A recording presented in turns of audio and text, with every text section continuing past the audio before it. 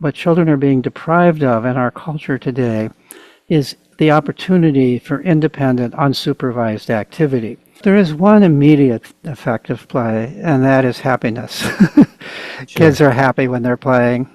I think we've become obsessed with children's academic education. Thanks for tuning in to this conversation. I appreciate it. I would appreciate it even more if you would leave a comment, like, and subscribe if you're finding the platform, the space, the conversations, the themes, the topics valuable.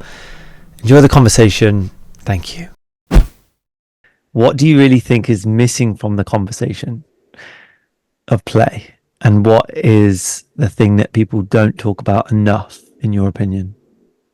That play, as I define it, is something that the players do themselves. It's an independent activity. It's not something that's led by an adult. It's not something, so people confound play with various other things. We use the word play, of course, for a lot of things.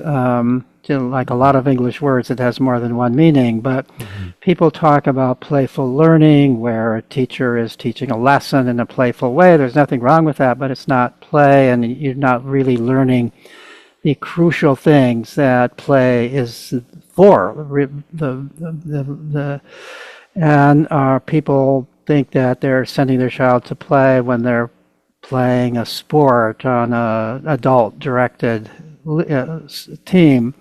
And again, that's not play, because the first and most important defining characteristic of play is that it's something that's initiated and directed by the players themselves. So I think in some sense, I've begun to change a little bit the way I talk when I'm talking to groups, to put a little bit more emphasis on the idea of independent activity. What children are being deprived of in our culture today is the opportunity for independent, unsupervised activity, including independent, unsupervised play, which by my definition is not play if it isn't independent and unsupervised. So I would say that's the biggest misunderstanding about play. Yeah.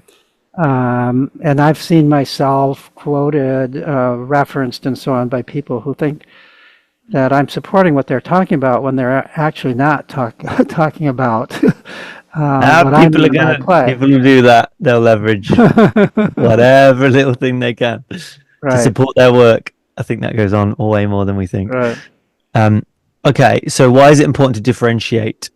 And off from that, because that's, you could talk about the whole gamut of your work to why is it important to differentiate, but Sure. maybe just a piece on that. But then also, when I read your work, when I listen to you speak, there's a lot in me that sees a culture that is always concentrating on outcomes and measuring, even unconsciously, some thing that we could grab onto that's like, that's why. And we're always trying to know quite immediately, I feel, what the purpose is and trying to rationally understand that.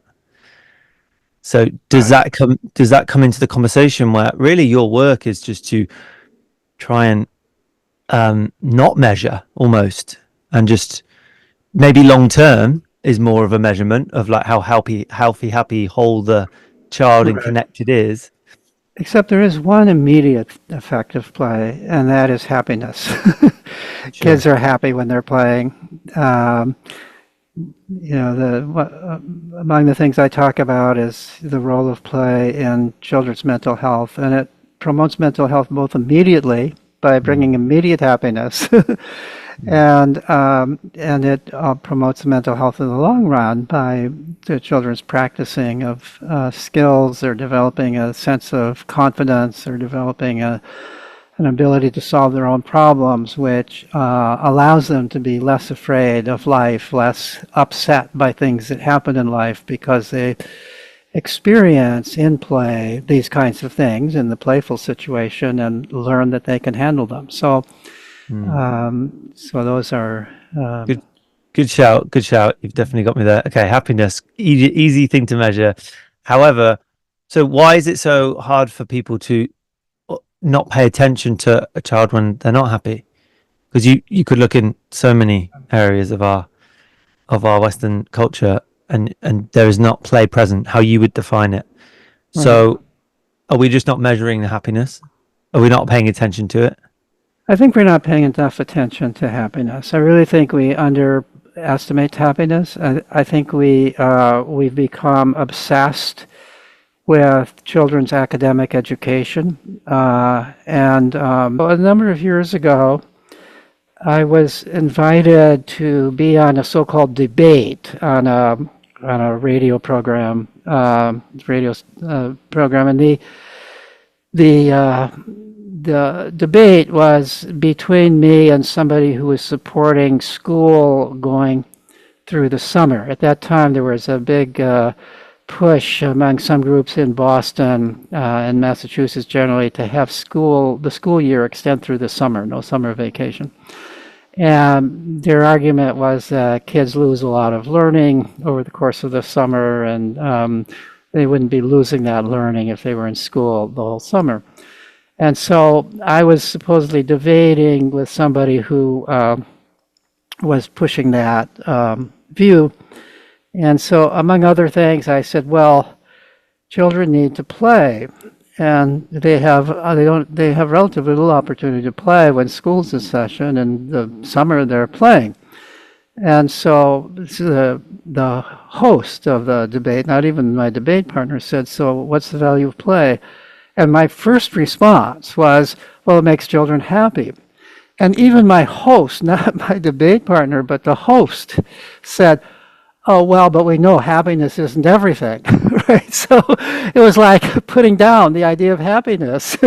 I was somewhat floored by that, but I learned a lesson from that. So ever since then, when somebody in a situation like that asks, so what's the value of play?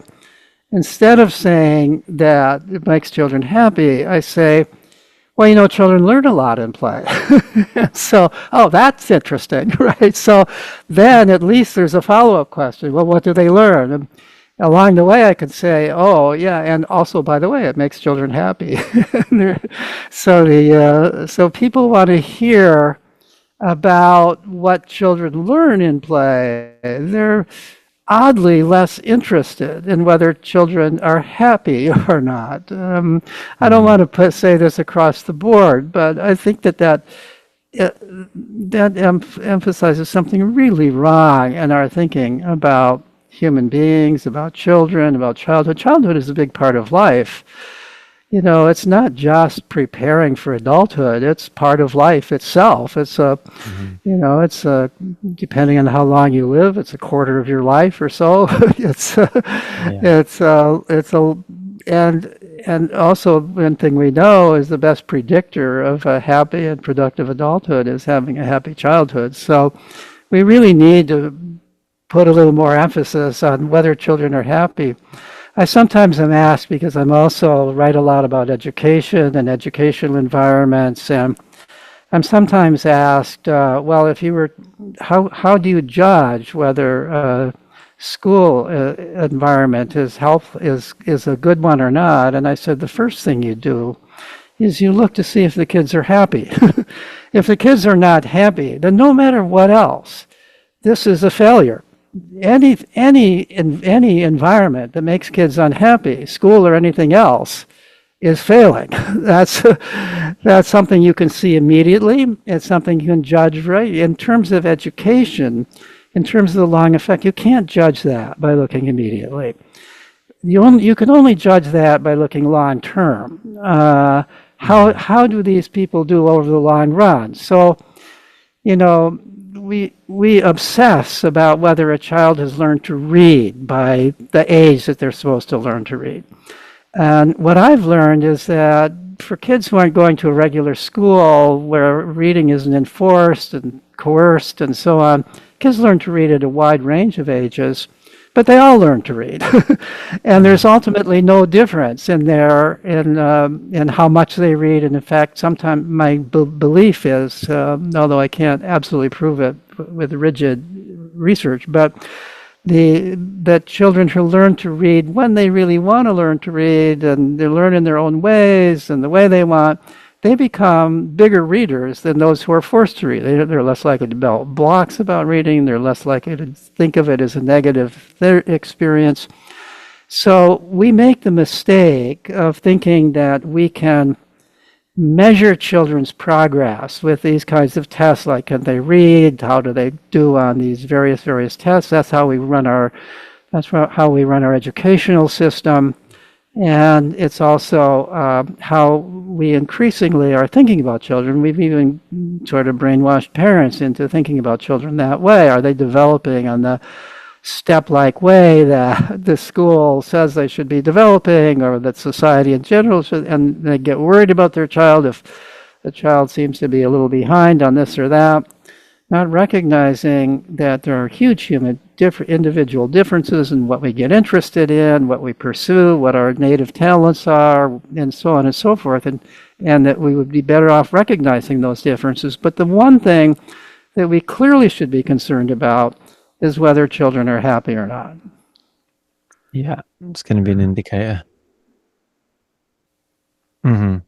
So, on that, do you feel that it comes from, well, fear, anxiety, which creates pressure, which creates control due to uncertainty? And we want to control, and what I see is standardizing. We do this in the medical system. We standardize, we give everyone the same thing. Right.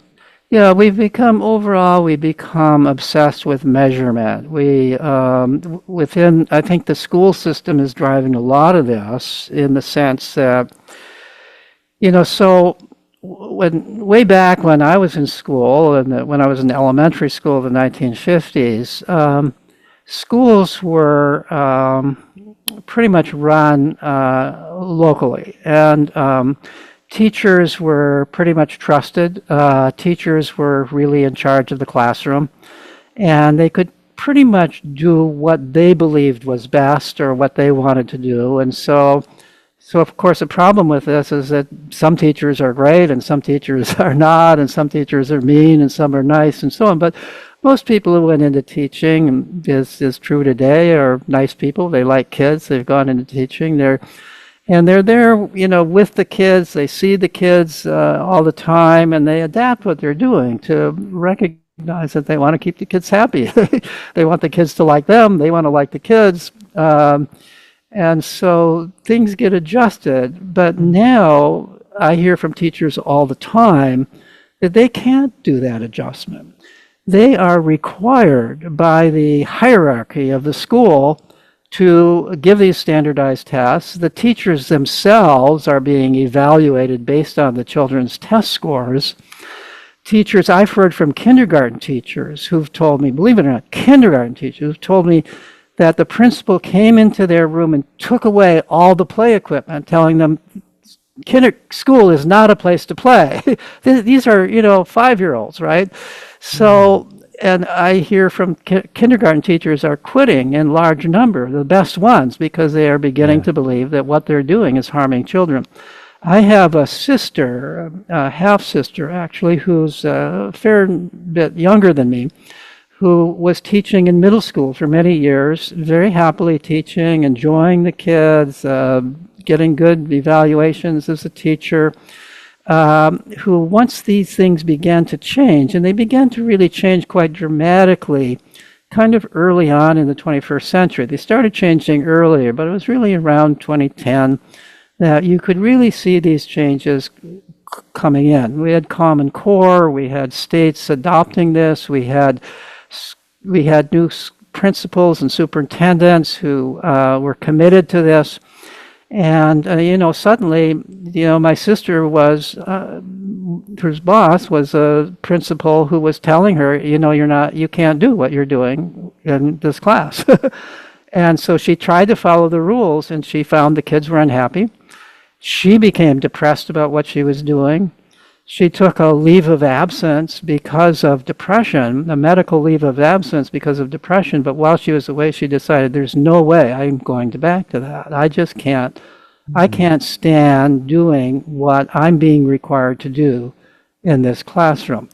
So that's my sister, but that's just one story out of many, many similar stories. It's often the very best teachers, those who've been doing it for a long time, who are saying this is wrong. What we're being required to do is wrong. It's all being driven by the idea that you can measure education. I've been arguing all along you cannot measure education. The only way to tell if somebody is being well educated is to look to see how they're adapting to the real world and looking Yeah. over the long run. Yeah. I mean, presumably the purpose of education is to provide the conditions in which young people can learn what they need to learn to do well in the real world. The test scores don't predict that. The test scores, people believe the test scores is predicting something, and it is predicting, do they make it into the next step of education? Yeah. It's not predicting at all, are they happy in the real world? Do they have friends? Do they have good marriages? Are they happy in their jobs? It's not even predicting employment opportunities or money you make by age 40 very well. None of Mm. these things that have to do with the real world are being predicted by those things. And yet, this becomes the be all and end all, and parents get a bit concerned about this, and they begin to judge their child based on how well the child is doing in school.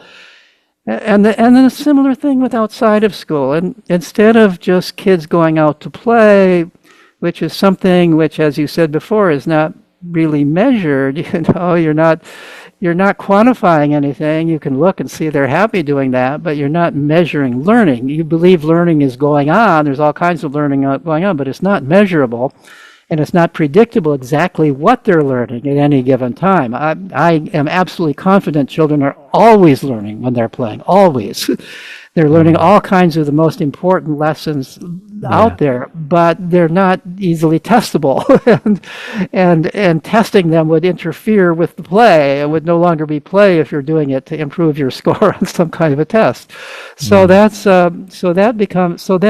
then instead parents are more likely to push their child into some kind of adult-directed extracurricular activities rather than have them just go out and play, including things like being on adult-directed sports, which have more or less replaced just pick-up sports, just going out and playing the game on your own, at the local playground or the vacant lot, which is the way kids used to play all the time.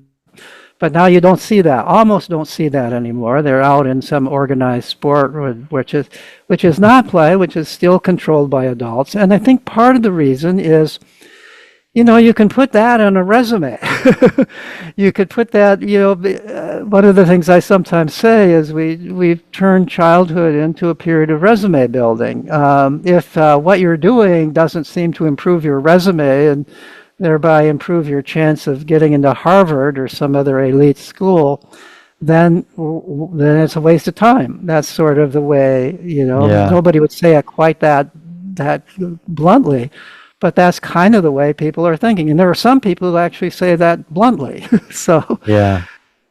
Yeah. And you've got like Tiger Woods, who probably is the stereotypical example of like, you can imagine the relationship, and it is the archetype of a parent who's like they're in baseball Monday, their gym class Tuesday, and their all their exactly. weeks booked up through full of um sports or activities, but it's in a way that's like it's going to give them the best chance to get to the next level.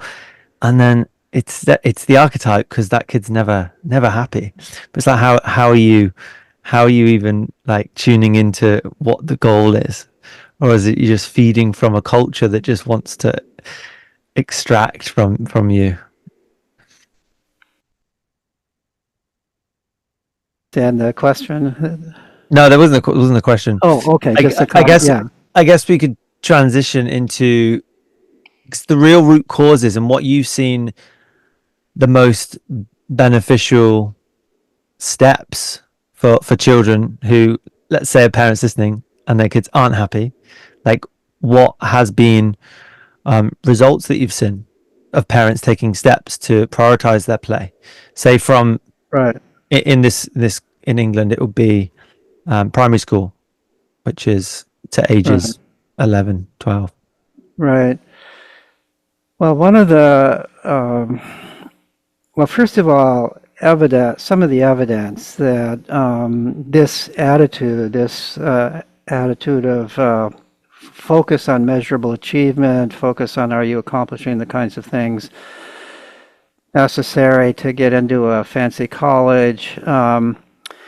There's research in the United States conducted by a woman named Sonoya Luther, who at the time she was doing this research, she was a professor at Columbia Teachers College, who was studying anxiety, depression, drug abuse, alcoholism, and so on in high school age teenagers in various settings, and found that those where these rates were the highest tended to be in affluent communities, not poor communities, affluent communities, and where the children were attending what she called high achievement schools. So these could be public schools or private schools, but they were schools that put a special emphasis on academic performance, on high test scores, bragged about how many of their graduates went on to elite colleges or universities. And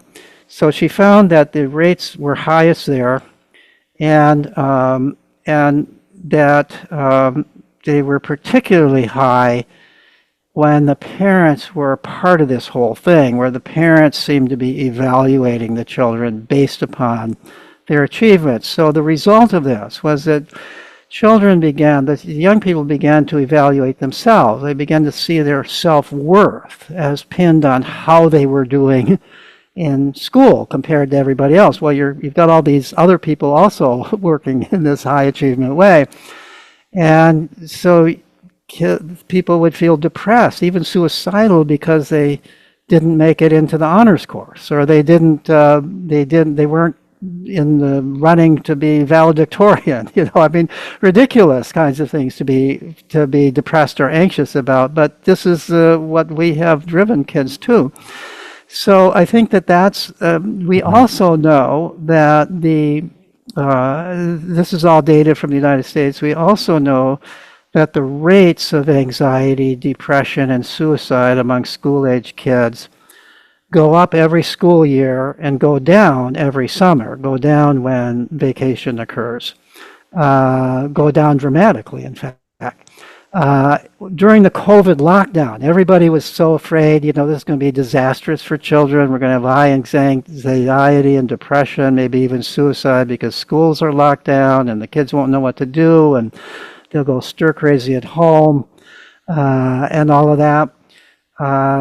There were actually 3 well-done studies, one of which I was involved in conducting and analyzing the studies, one of them in the UK, 2 in the United States, showing that actually anxiety, depression, and suicide went down during the COVID lockdown.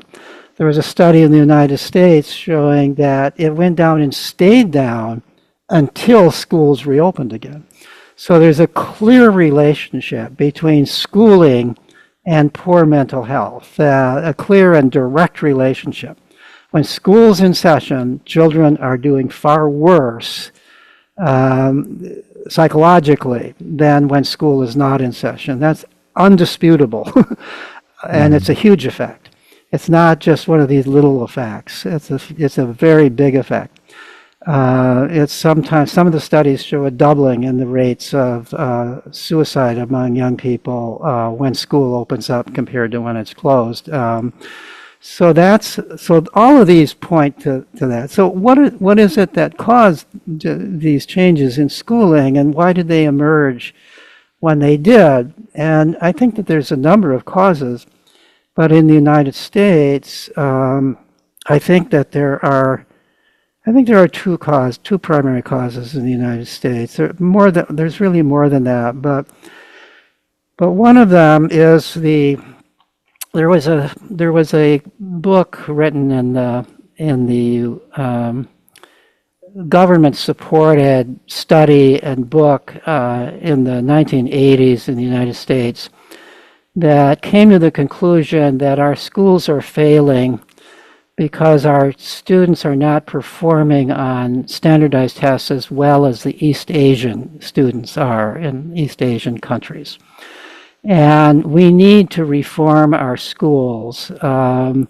And that even that it's a national risk. Somehow this would be affecting our defense, our military, our capabilities to succeed in our competitions with other countries, because our schools aren't producing as good test takers as those East Asian schools are. And so we began to want to mimic those schools. And that's what led to the No Child Left Behind Act in the United States, which became the first time that the federal government became directly involved in school policy. And so money became available to states and school districts if they abided by certain guidelines, that they had to give standardized tests, that they showed progress every year in those tests.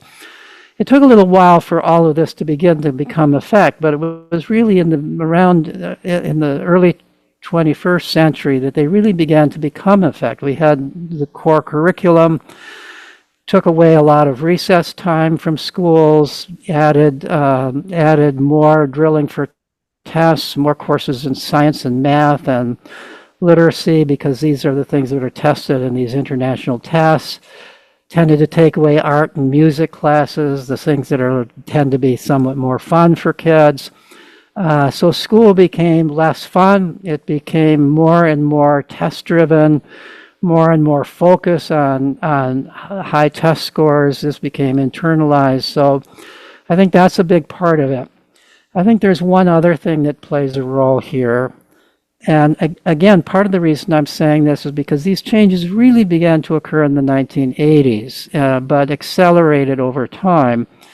The 1980s was also a time in the United States, politically, where we had, at the federal level, a change in policy that led to, ultimately, to things like far less progressive income tax. So the rich were paying far less beginning in the 1980s when Reagan was president, far less in taxes than they were before. Went down dramatically. Businesses were paying less in taxes. And relatively speaking, poor people were paying more in taxes than they were before. The result of this, which would of course be a predictable result, is ever since the 1980s a huge increase in the gap between rich and poor. Mm-hmm. So the poor became far more poor relative to the median income and mean income in the United States, and the rich became way more rich than they ever were before, except maybe in the golden era of the Industrial Revolution, when we had the robber baron era of the Rockefellers and so on. So that changed, I believe, and I think there's good reason to believe this, that changed the way parents began to think about their kids' future. So, like when I was a kid, labor unions were strong. You could get a job. You didn't have to go to college. You could get a job. You could get a job with enough income where you could support a family, even before the days when both members of the household, where most women were not working at that time.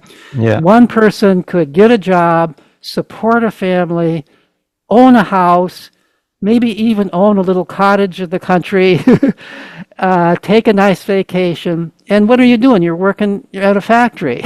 And I have uncles who are exactly in that situation. Yeah. And that can't occur anymore, or rarely occurs anymore. So the idea spread that, if you don't get into college, and if you don't do well in college, and if you don't get some kind of a fancy job that presumably requires a college, a higher education, you might be homeless. Yeah. And so this, unsurprisingly, got parents very concerned about their children's academic performance. So, whereas parents previously were pretty much uninvolved with how the kid was doing in school, the kid came home and it wasn't parents' job to check homework and make sure the kid was doing well in school and go to parent teachers conferences and be pushing the kid to do their homework and all of that kind of stuff. But as parents became more and more invested in this psychologically, then kids couldn't escape school. They were in this situation all the time. They were at home. Their parents were sort of like assistant teachers, still pushing them, still worried about, are they developing the kind of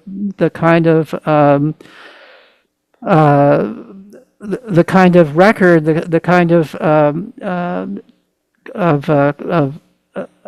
resume that will allow them to succeed in this highly competitive world that we live in. People begin to think of the world as far more competitive than they had before. Now, frankly, I don't think the world is as competitive as most people think in a certain sense. And I know many people who don't go to college who do very well in the world, in this world today. And I know many people who go to college who are doing terribly financially. So I think we overemphasize the importance of all of this. But nevertheless, that's the way people are thinking, and that plays a huge role in what has happened, at least in the United States. I think somewhat similar things have happened in the UK and throughout Europe. We tend to follow, for sure. I would agree. Do you think there's also a part to play in what we kind of in the psyche in our culture of like what is a bad job and what's a good job? And that seems to have changed in the last few decades of what we kind of feel is more shameful as a job now. And that's why like immigration has probably played a part to that as well. People that come over and happily take a job for less money and are happy, but it's in our story around what that means. It's like the mythology of what it really means to have a job consistently and just be a checkout concierge or whatever it might be.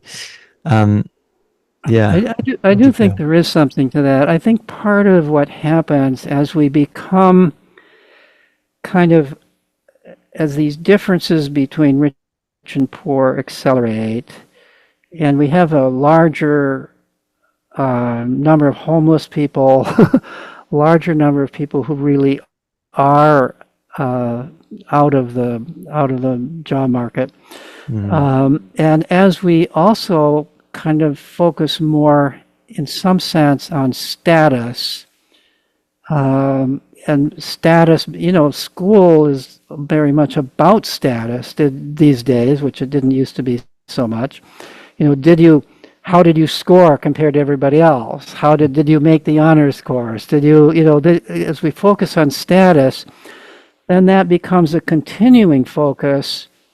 Once you're out of school, focusing on status, do you have what is regarded as a high status job versus a low status job? And status doesn't even necessarily reflect how much money, but it reflects, as presumably if you're a doctor or a lawyer or a business executive, that's a higher status. And if you're a plumber or a carpenter and so on.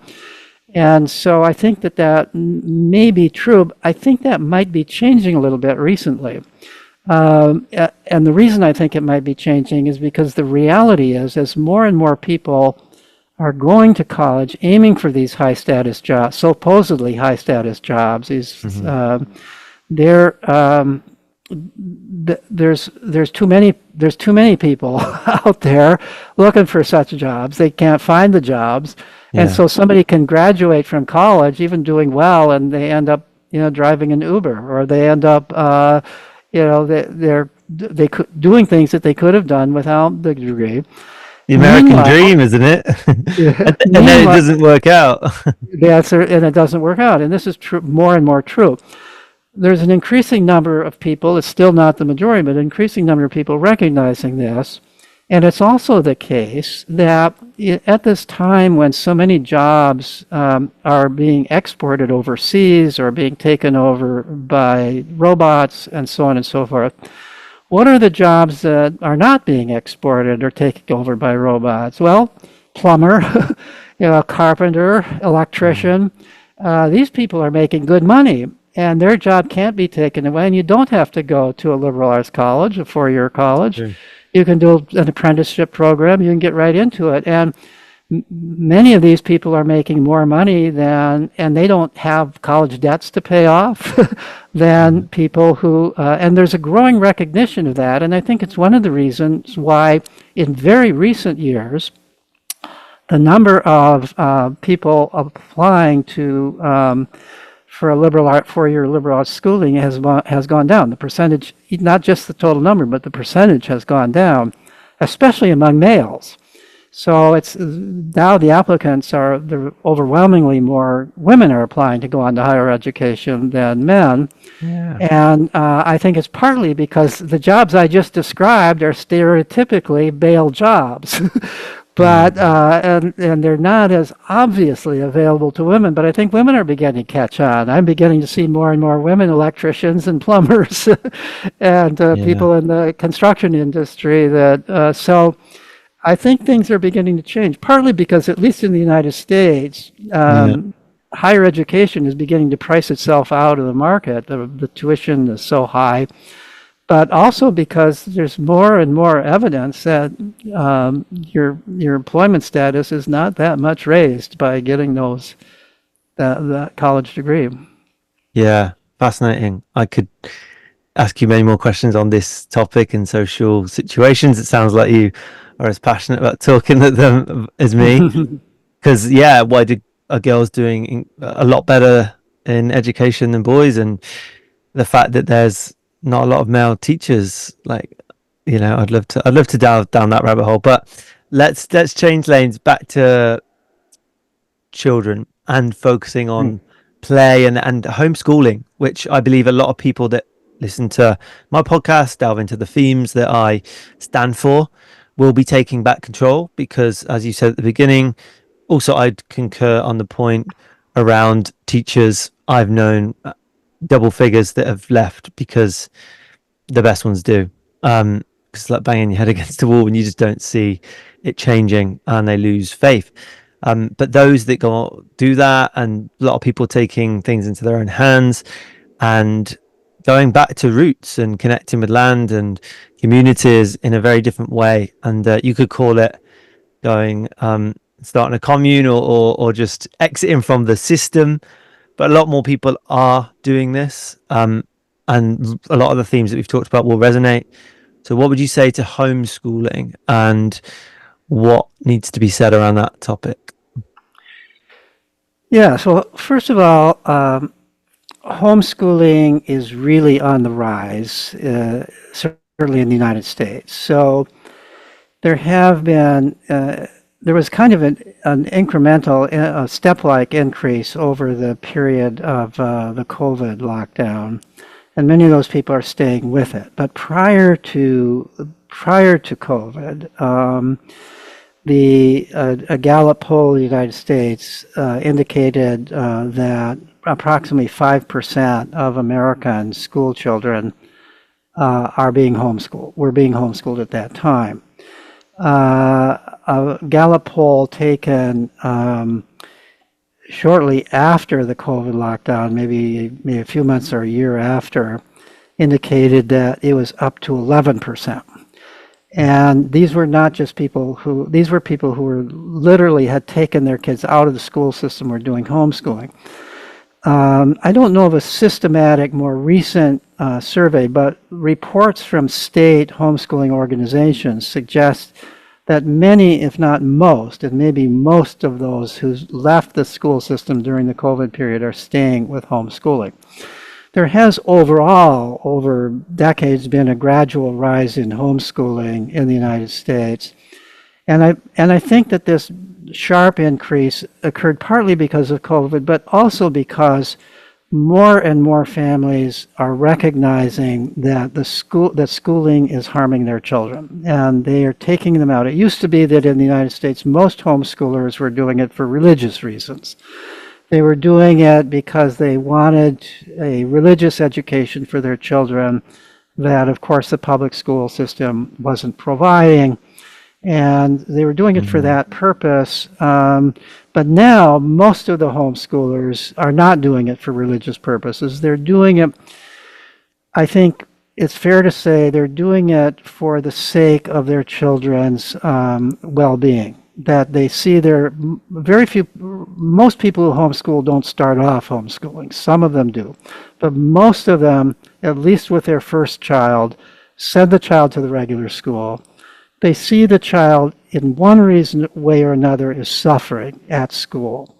The child is angry, the child is depressed, the child seems not to be as curious and motivated as the child was before they ever started school.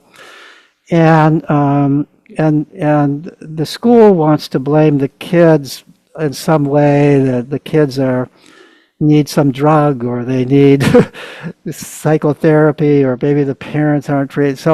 But some parents are smart enough and bold enough to say, no, it's not my kid, it's not me, it's the school that's doing this to my kid. And so they take the child out of school and they find the child is doing better. Let me give a little bit of data, even before I go on that, about the child doing better. So I wish we had more systematic research on this, but I've done some little pilot studies, which I think are very suggestive or very interesting. So I've done research on, first of all, on generally speaking, research on, especially on homeschoolers who homeschool by the method called unschooling, where they're not really giving an enforced curriculum. They're allowing the child to pursue their own interests.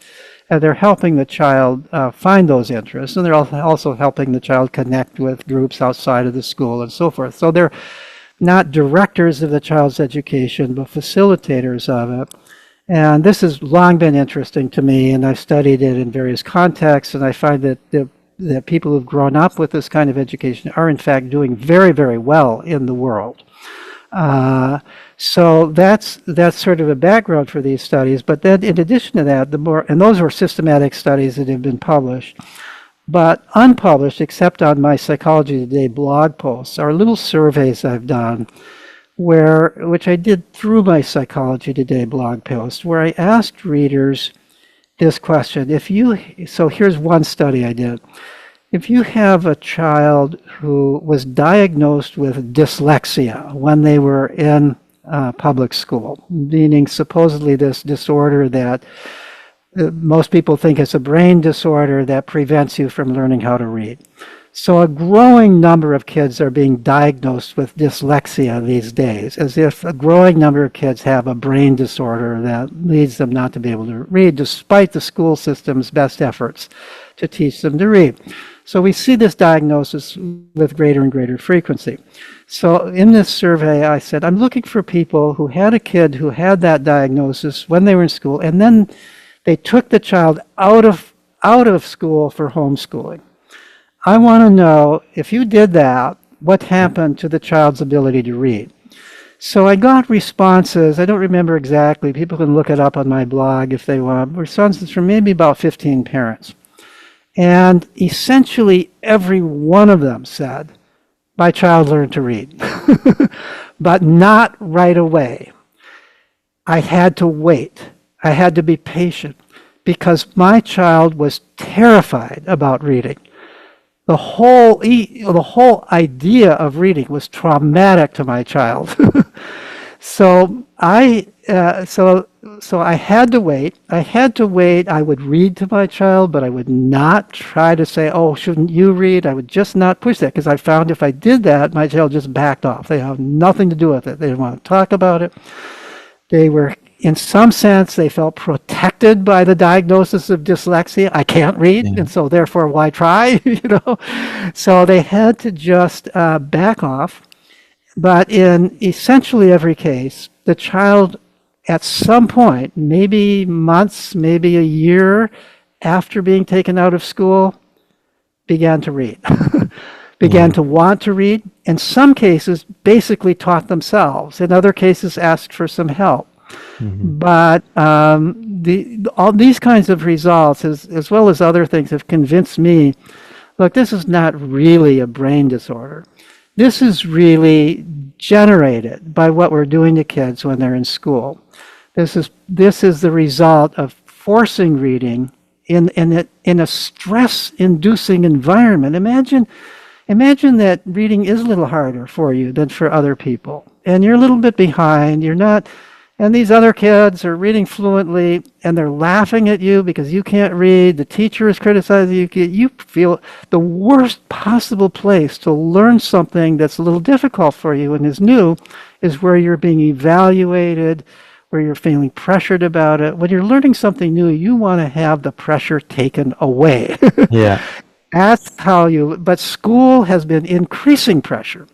And in the process, I think they're increasing dyslexia as well as other disorders, as well as there's various kinds of learning disorders.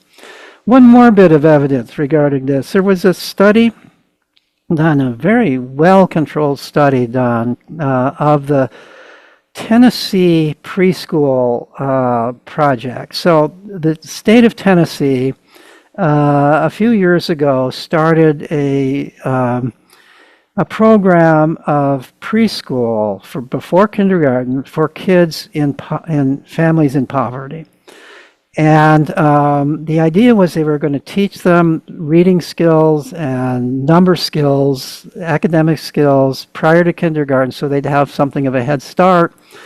The assumption was that kids from poor families are not getting this at home, whereas kids from wealthier families are, so this would provide that and would reduce the gap in school achievement between the rich and the poor.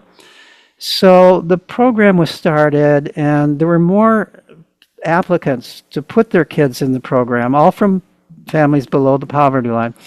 More applicants to put their kids in the program than the program could handle. So this set the ideal conditions for a research study, and some professors at the University of Villanova decided to do a research study. So they purely randomly decided which kids would be in the program and which ones would not. The ones not would presumably just be at home in their poverty families during that year. They followed these kids up all the way to 6th grade. What they found was already by 3rd grade, the kids who were in that program were doing worse by every measure than the kids who weren't in the program. And by 6th grade, this was even greater. By 6th grade, the rate of dyslexia and other so-called learning disabilities in the kids who were in that program was 50% higher than the rate for the kids who had not been in that program, who had just been home during that year. So this is further evidence supporting the contention that I'm presenting now, that our pressure on kids to learn when they're not ready to learn, when they're not interested in learning that, is not giving them a head start. It's creating learning disorders. It's creating learning blocks that get diagnosed as brain disorders. And so this emphasis on pushing kids, and especially pushing them early, is backfiring. It's having the opposite effect. But the education community refuses to admit that. They just simply refuse to admit that. They continue on with more and more pressure, more and more. They think that if we just start still earlier and we spend more hours doing this, that then that'll solve the problem. And the more they do this, the worse the problem becomes. So here's an example. I mean, those kids in preschool, they were home. They were just home, and they were doing better than the kids who were, and they were home in poor families. Two very clear examples, and it feels like that makes sense to me. It feels like, of course, it's not that surprising that happens, because we develop stories and beliefs. We label ourselves. We measure ourselves by the outcome. We measure our worth on the outcome, and we get praise when we do something well, so therefore we think we're worthy, and we're not that when we don't get the praise. Have you read Alfie Cohen's book? Because I know you mentioned Punished by Rewards. Yeah, I shouldn't admit it, but I haven't read his books. I've read a lot about him and by him, but I haven't either read his books. I hope Alfie Cohen isn't listening. I admire him. But that feeds into this, right? Because we are punished. It does. Yes. He talks about the harm of rewards and so on and so forth, and presents evidence that homework doesn't improve learning. So much of what he writes about, I know, is very consistent with what I've found in research. Yeah. Yeah. Beautiful. But yeah, it does. It all makes sense. So yeah, sorry, you were going to go on to next point. Oh, yeah. So the other thing that there's another little study I did similar with the reading study, which was to ask readers of my blog, do you have a kid who was diagnosed with ADHD and then was taken out of school, and what happened to this so-called ADHD behavior when the kid was out of school? I also looked at the effect of going to leaving the regular school system and going to a democratic school where children are really in charge of their own learning and they can learn the way they want and so on and so forth. So I also looked at it there. And the results there, again, not enough studies for publishable paper, but certainly very Compelling. compelling as pilot research, was that once again, the kids, once they were taken out of school, the parents were claiming, and the staff members at this alternative school were claiming, these kids are doing okay. They're still more active than the typical kid. They get into a little more mischief, but they can handle it and they can come around, and there's no problem with their ability to focus and concentrate when they're focusing and concentrating on what they want to focus and concentrate on.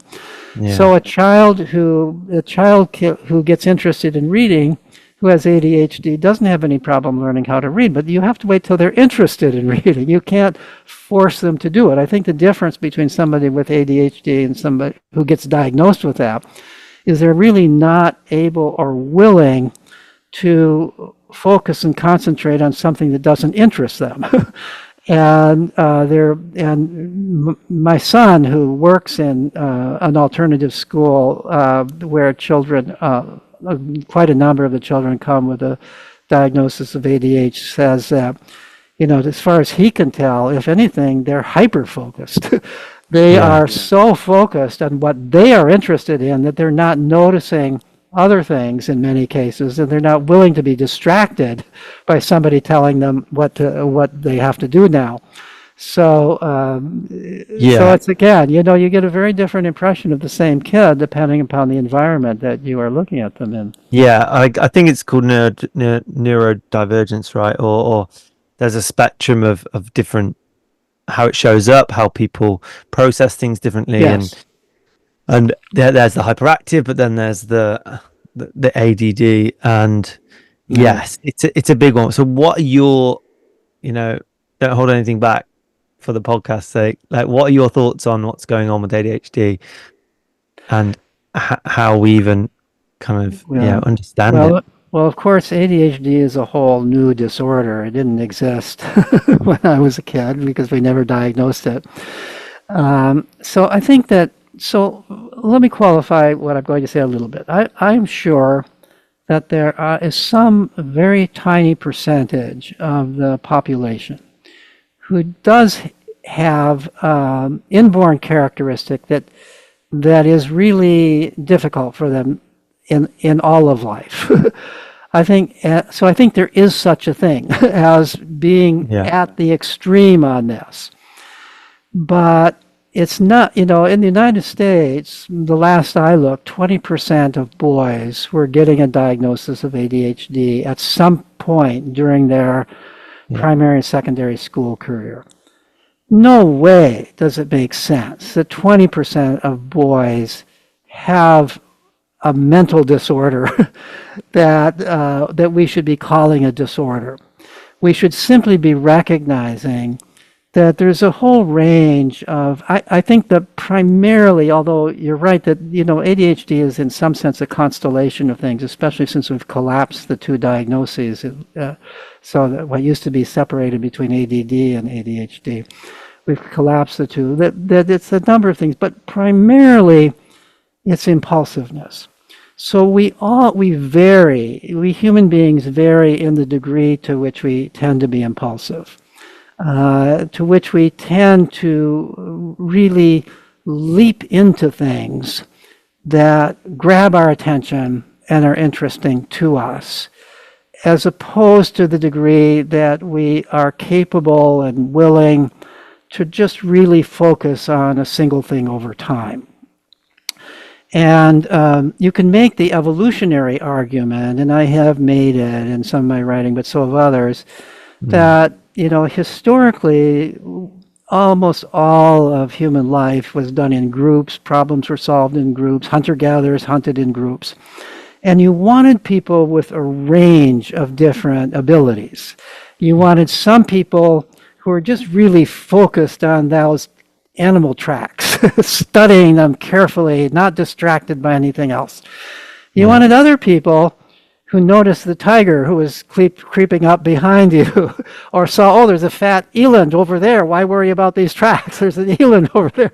So you wanted some people who would have the characteristics that we now might call ADHD, and we wanted other people who have the characteristics that we might now call the characteristics of a scholar, the kind of person who becomes a professor, or, all those kinds of things, right?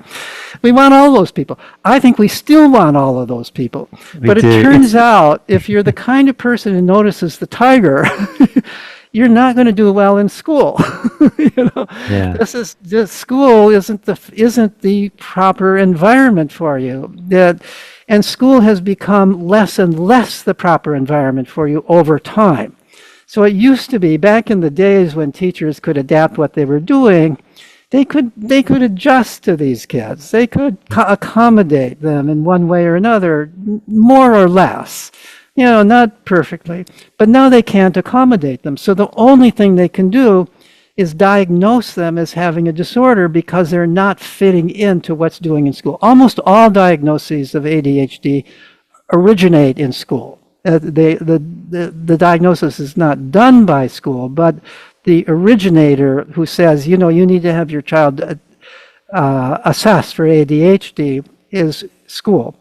Nowadays, of course, there are parents searching for that diagnosis, doctor shopping until they find somebody who'll give their kid that diagnosis.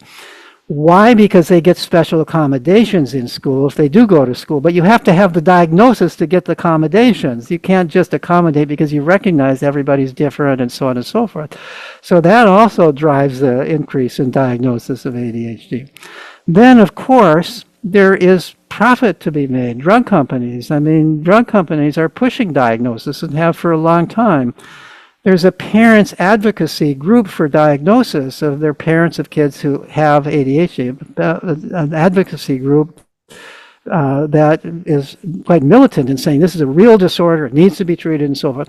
Well, that parenting group, it turns out to be funded by the drug companies that are making the drugs that are being used to treat it. So there's economic interest in this. There's a way for schools to justify the fact that so many kids are not succeeding in school. It's not because the school isn't succeeding, it's because they've got a disorder.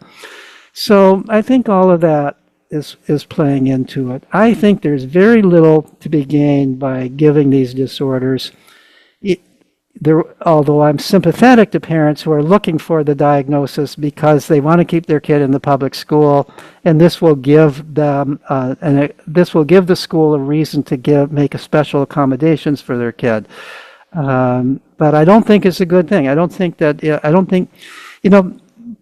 even like the term neurodiversity, and I know there are a lot of people who are going to argue with me about this and even be offended by my saying that.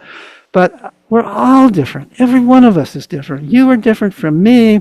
You have different interests, different abilities than I do. Yeah. I have different stating the obvious, right? Abilities from my own brothers. What we need to do is value our differences and find ways to create learning environments and environments generally where people can learn to understand themselves, understand who they are, and develop in the way that works best for them. And there's nobody who knows what works best for them than the person themselves.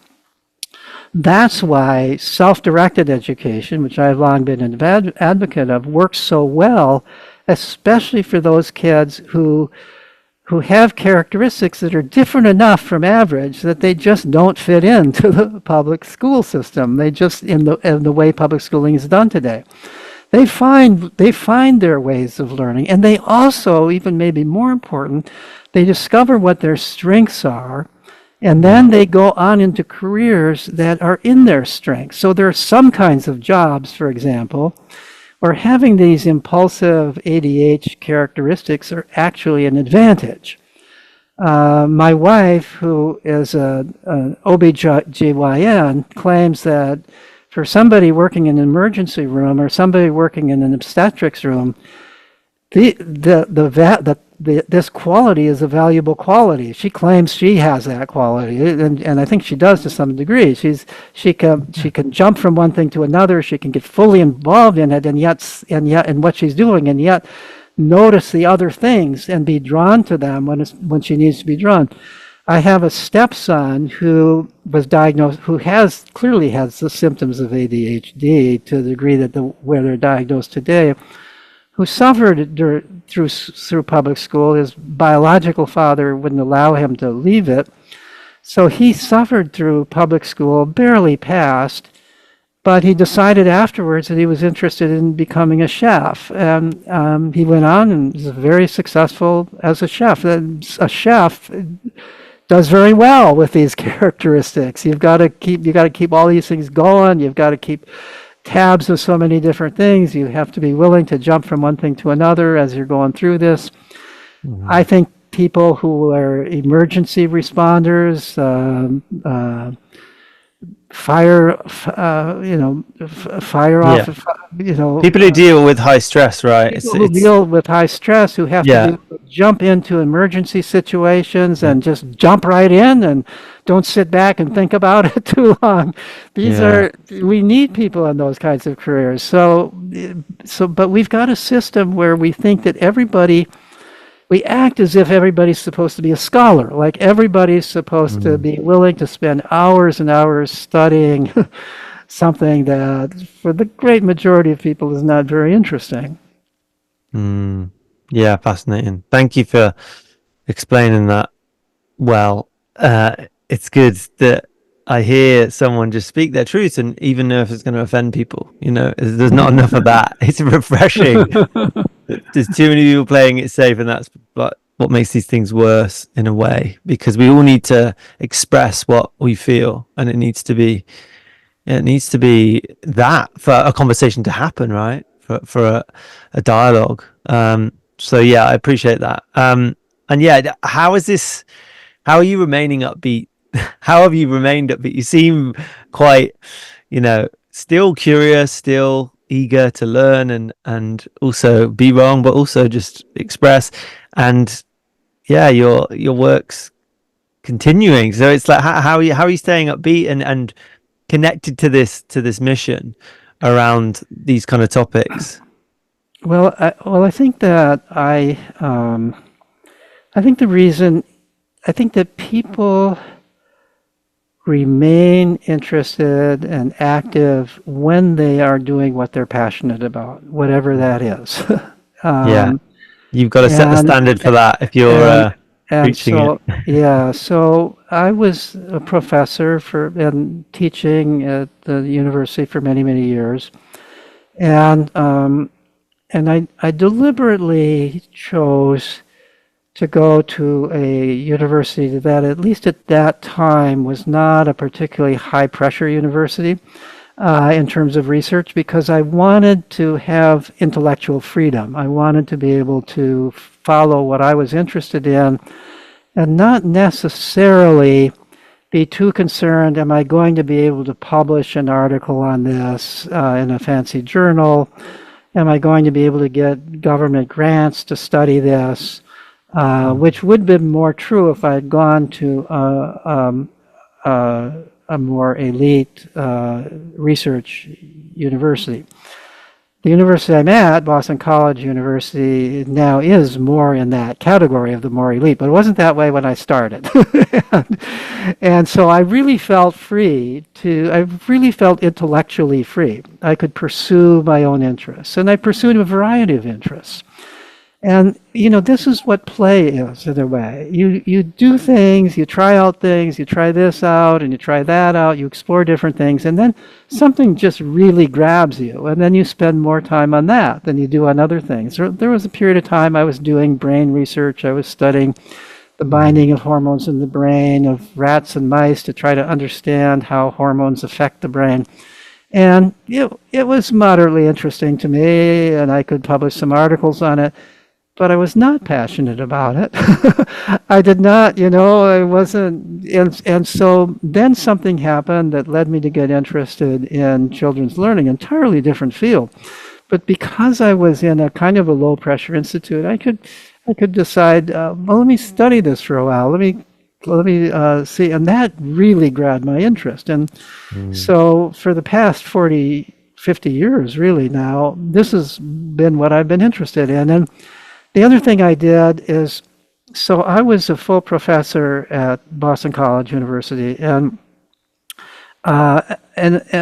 but gave up that full professorship in 2002, well before retirement age for most professors. Most professors stay on as long as they can. I mean, when you've got tenure, why leave?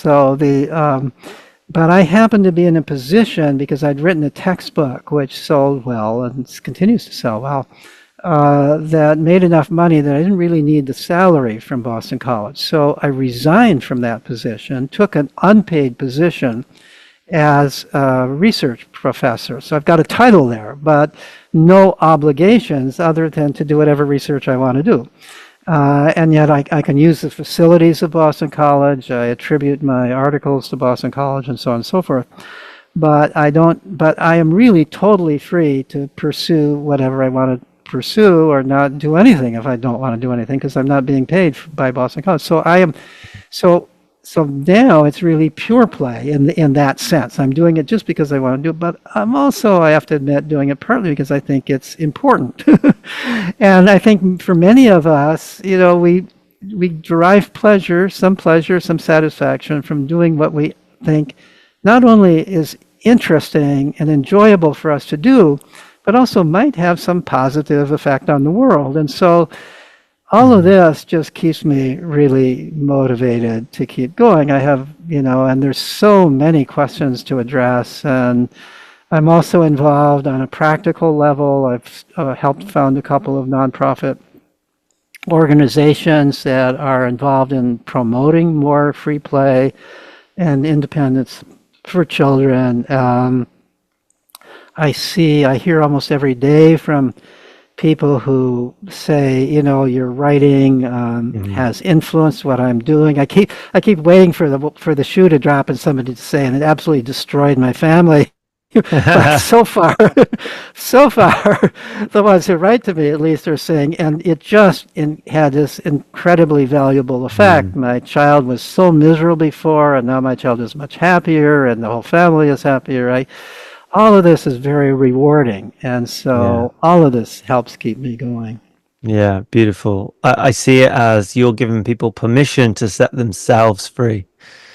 That's right.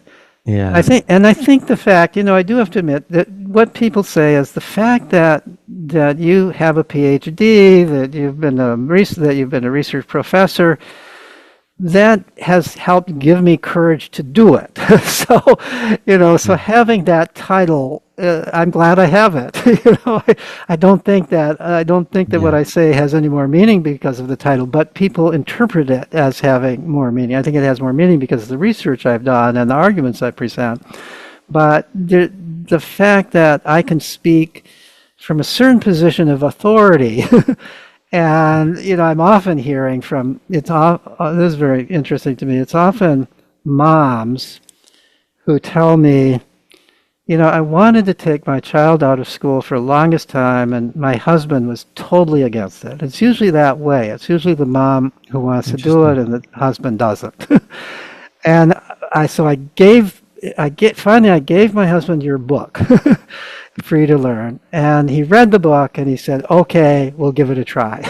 So there's an effect of the book. The fact that the husband, wants evidence, wants to hear it from somebody who's done research, wants to hear it from a presumably authoritative source. The mom intuitively knew this was best. The mom can see it in the child's face. The dad isn't so quick to come around to that. So I've seen that over and over again. Yeah, that's a powerful example. There's a lot in that, isn't there? We Yeah. could deconstruct that, but I know we haven't got some time. I appreciate you, Peter. Thank you for coming on. Thank you for spending, a long time diving into this stuff, and really carrying the torch. Appreciate you. Is there anything the listeners can do for you, or any last thoughts that you have that you want to leave anyone with, or Well, where to go from there? the only thing I suggest is, if you're interested in looking at the documentation for the things I've talked about, it's easy to find my work. I have a website, easy to find, just petergray.org, where actually you can even download my academic articles if you're interested in. They're quite readable by anybody. I do a blog for Psychology Today. I've been doing that for years, and there's many essays on these topics. And I have relatively recently started a Substack series called Play Makes Us Human, where approximately once a week I post another letter to subscribers that has to do with the various ways that play improves our life, makes life worthwhile, not just for children, but for adults too. And so I would invite people to subscribe to my Substack, Play Makes Us Human. Yeah, beautiful. Yeah, and get out there and play. Thank you, Peter. Thank you. It's been a pleasure.